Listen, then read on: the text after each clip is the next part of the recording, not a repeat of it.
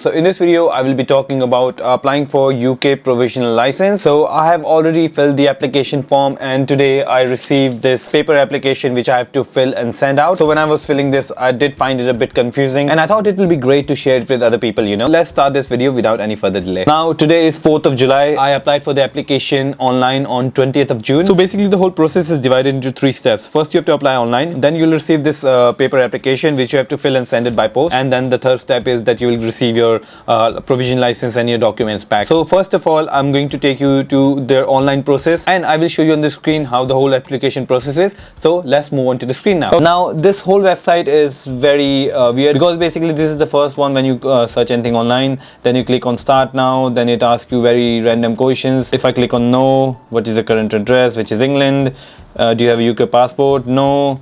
And then it will basically tell you to apply using old service online. If you click on it, it will take you to this page. So basically this is their old service, and we have to apply from this service to get our license. Anyway, if you click on next, then you will have more things, securing of your data. You can read all of this information. I have already read this because I've already filled my application online. Then you click on next, then basically you have to fill this basic thing, which is your title. It'll ask you the country of birth, that I'll select next. Then it will ask for the postcode, click next. Then you have to select your address. Then I'll click next. Then I'll ask me how long have I stayed in this address for, so I'll select that. Then it will ask me my address over the last 3 years, so basically I'll select add address to.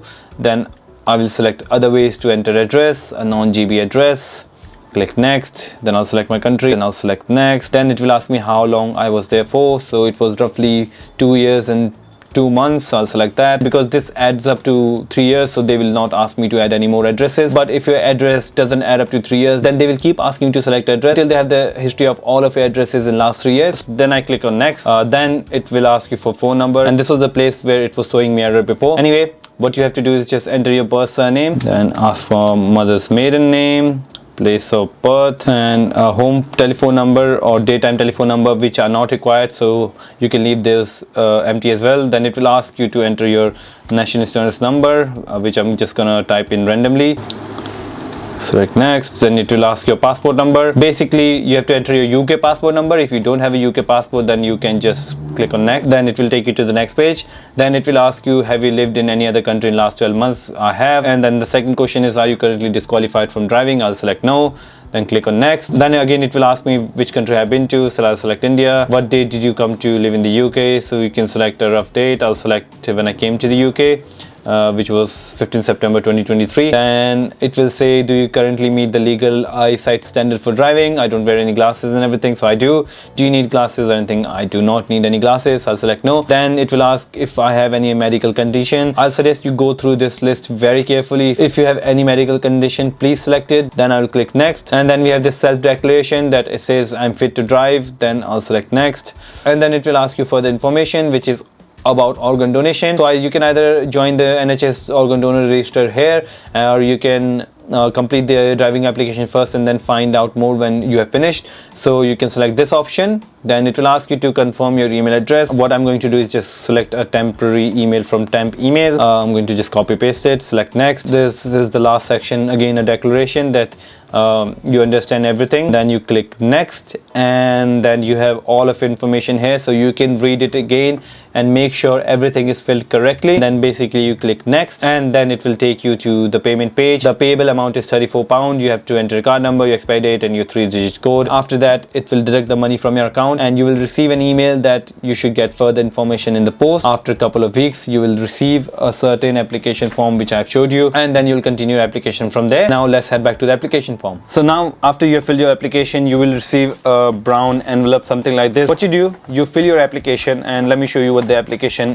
looks like. So basically the application is divided into 3 parts. You have to enclose a photo of yourself, you have to enclose an ID, and then you have to put it in this envelope and return it to the address which is already returned here. In terms of sending the envelope, you have to pay for the postage, so you can decide whatever postage you want to pay. You can post it as a second class delivery, first class delivery, tracked, signed, whatever you want to. So that's completely up to you. So now let's talk about the whole application. So first thing is your proof of identity. You have 2 parts here. So part A, which is providing your identity digitally. So by entering the UK passport number or share code or print from the view and prove your immigration status service, you will be able to fill this application form and then send your application without sending in any original document. If you look at the part B, then basically it says says we will not accept any photocopies or laminated documents. You have to put X against all the original documents you're submitting. And it says further identification required if you're sending in your birth or adoption certificate, or if you're sending your UK certificate of registration.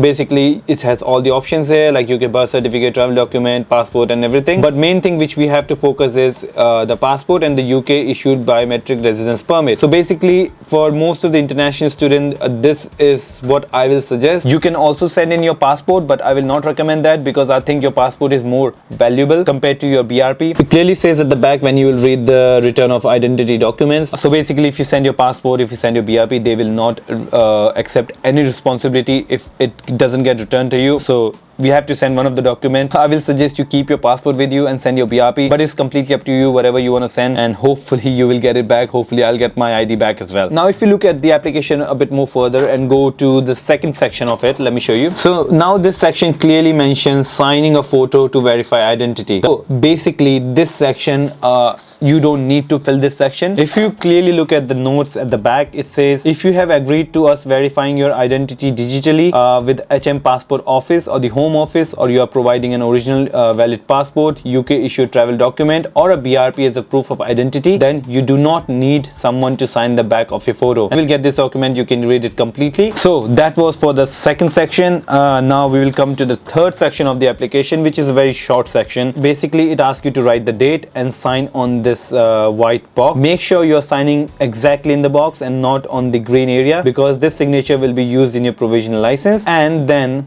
if you look at this place, it says peel here, place photo face up. It will have adhesive to it, so you don't need to put any glue on your photo. You can just put your passport size photo here, and this photo and the signature will be used in your provisional license. Now there's loads of things which are mentioned at the back of this document. This is basically all of the information you need to fill this application form. And in terms of the photo guidelines, you know, basic guidelines which are for the passport size photos. It should be a plain background. You must have some passport size photos. If you don't, then you can go to any shops here which can print the photos for you. There are many automatic booths in the UK as well where you can get your passport photos taken as well, so you can do that as well. And that was all for the application. So in the end, the conclusion of this application is that you just need to check this section which says UK issued biometric residence permit, and you just need to write your biometric residence number, which is on the front side on the top right corner.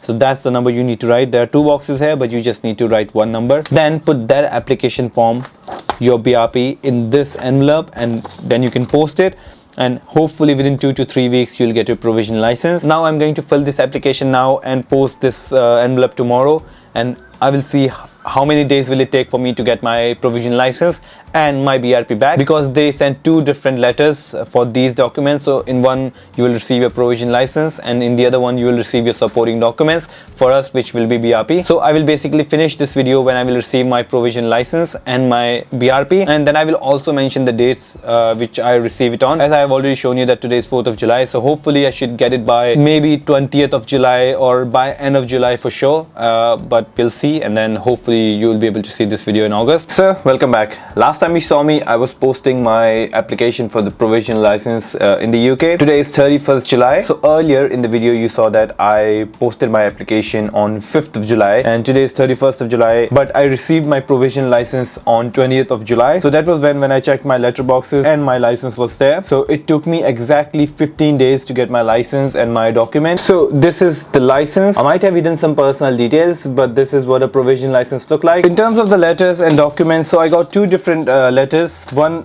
contained my provisional driving license and other contained my BRP. So if you talk about the whole timeline, my application date was 20th of June. From 20th of June to 4th of July, I received my physical application, and then I posted it on 5th of July and received my BRP and provisional license on 20th of July. So it took me exactly 1 month to get my license. So you can take this as an estimate that how long will it take for you to get your license. Again, there's no guarantee that you will get your license in 30 days. So if you have any travel plans within 1 or even 2 months, I will suggest you not to apply for a provisional license now. I will say you should take 2 months as a safe space. So if you have nowhere to travel in 2 months, you can apply for your provisional license because that will give you enough time to, you know, go through all the process and get you all documents back. Now this was all for the video. I'm going to put all the links in the description below so you can access to all the services quickly. If you like this video, hit the like button. If you want to see more videos from me, hit the subscribe button, and there will be some videos on your screen right now. You can go and check them out, and I will see you in the next one. Goodbye.